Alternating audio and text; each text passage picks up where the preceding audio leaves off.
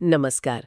आज हम बात कर रहे हैं पासपोर्ट और वीजा की। हाँ, ये दो ऐसे दस्तावेज हैं जो विदेश यात्रा के लिए बहुत जरूरी हैं। बिल्कुल। पर इनमें फर्क क्या है, ये बनते कैसे हैं, इसको लेकर ना अक्सर थोड़ी उलझन रहती है लोगों में। सही बात है। तो आज हमारे पास जो जानकारी है उसके आधार पर इसी को समझने की कोशिश करते हैं, इनके अंतर, प्रक्रिया और महत्व को। चलिए शुरू करते हैं पासपोर्ट से। ये तो खैर हम सब जानते हैं कि सरकार की तरफ से मिलता है, एक पहचान पत्र जैसा है जो बताता है कि हाँ भाई ये व्यक्ति इस देश का नागरिक है। बिल्कुल जैसे हम भारतीयों के पास अपना इंडियन पासपोर्ट। सही।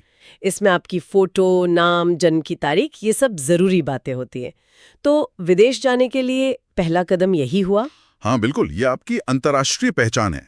लेकिन यहाँ एक आम गलतफहमी है। अच्छा। क्या कि पासपोर्ट मिल गया तो बस दुनिया में कहीं भी घूमने निकल पड़ो?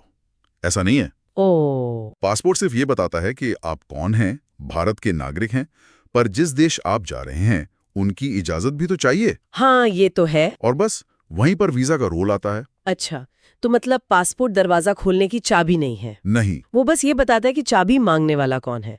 तो फिर वीजा क्या चीज है? वीजा यूं समझिए उस देश की तरफ से दी गई एक सरकारी अनुमति है, स्टैम्प जैसा, जहां आप जाना चाहते हैं। ये बताता है कि हाँ आपको हमारे देश में आने की इजाजत है। ठीक है। और ये भी बताता है कि कितने टाइम के लिए रुक सकते हैं और किस काम से आ रहे हैं, जैसे घूमने, पढ़ने या शायद काम करने। अच्छा, अलग अलग कामों के लिए अलग वीजा। बिल्कुल, टूरिस्ट वीजा अलग, स्टूडेंट वीजा अलग, वर्क वीजा अलग। समझ गई।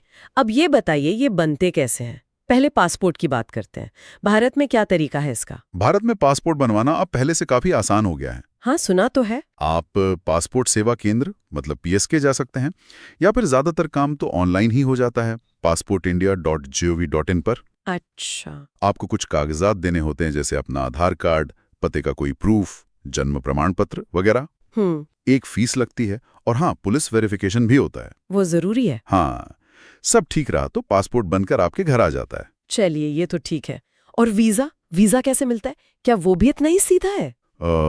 वीजा का मामला थोड़ा अलग है, ज्यादा पेचीदा हो सकता है। अच्छा। इसके लिए आपको उस देश के दूतावास यानी एम्बेसी या फिर वाणिज्य दूतावास, जिसे कॉन्सुलेट कहते हैं, वहां अर्जी देनी होती है। ओके, मतलब जिस देश जाना है उनके ऑफिस में। हाँ बिल्कुल, और हर देश के नियम कायदे अलग होते हैं, जरूरी दस्तावेज, फीस सब अलग अलग। कुछ वीजा ले तो इंटरव्यू भी देना पड़ सकता है।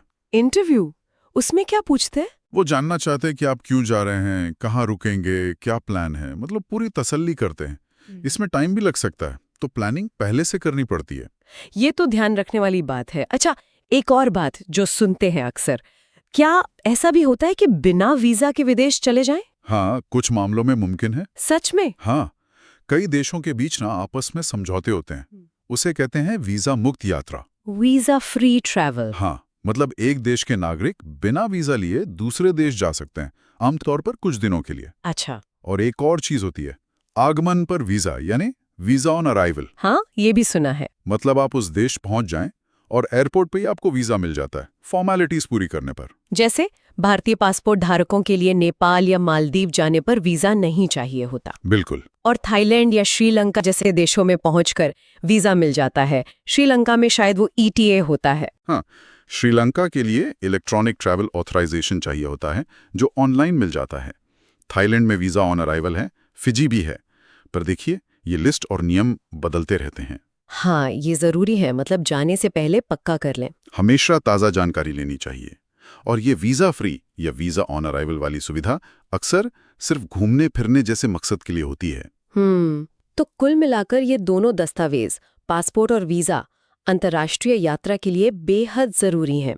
इनका इतना महत्व क्यों है वैसे? देखिए, ये सिर्फ कागज नहीं है। पासपोर्ट और वीजा एक तरह से पूरी अंतर्राष्ट्रीय व्यवस्था का, कानून का आधार है। अच्छा। ये पक्का करते हैं कि लोग कानूनी तरीके से यात्रा करें। देशों को भी पता रहता है कि कौन उनकी सीमाओं में आ रहा है, क्यों आ रहा है। हाँ, सुरक्षा के लिहाज से भी जरूरी है। बिल्कुल, देशों को अपनी सुरक्षा बनाए रखने में मदद मिलती है इनसे। और अगर कोई बिना सही दस्तावेजों के यात्रा करता है तो वो गैर कानूनी है। और उसके परिणाम भी गंभीर हो सकते हैं। हाँ, बहुत गंभीर। जुर्माना हो सकता है, जेल हो सकती है, देश निकाला यानी डिपोर्टेशन हो सकता है। या फिर भविष्य में उस देश में दोबारा एंट्री पर बैन लग सकता है। बाप रे, तो सीधी सी बात है, इनके बिना यात्रा का सोचना भी नहीं चाहिए। बिल्कुल नहीं। तो अगर हम संक्षेप में कहें तो पासपोर्ट हुआ आपकी पहचान और नागरिकता का सबूत जो आपका अपना देश देता है। सही। और वीजा हुई उस देश की अनुमति जहां आप जाना चाहते हैं। एकदम सही। तो विदेश यात्रा की कोई भी योजना बनाने से पहले ये दोनों चीजें दुरुस्त होनी चाहिए, वैलिड होनी चाहिए, ये सबसे पहली जरूरत है। बिल्कुल। ये जानकारी हमें आज की व्यवस्था को समझने में तो मदद करती ही है, लेकिन ये हमें थोड़ा आगे का सोचने पर भी मजबूर करती है। जैसे दुनिया डिजिटल हो रही है, तो क्या भविष्य में हमें डिजिटल पासपोर्ट या डिजिटल वीजा देखने को मिलेंगे? हो सकता है। और जैसे जैसे देशों के आपसी संबंध बदलते हैं, टेक्नोलॉजी बदलती है, तो ये अंतर्राष्ट्रीय यात्रा की पूरी प्रक्रिया कैसे बदलेगी? हाँ, ये सोचने वाली बात है। ये कुछ ऐसे सवाल हैं जिन पर गौर करना काफी दिलचस्प होगा आगे।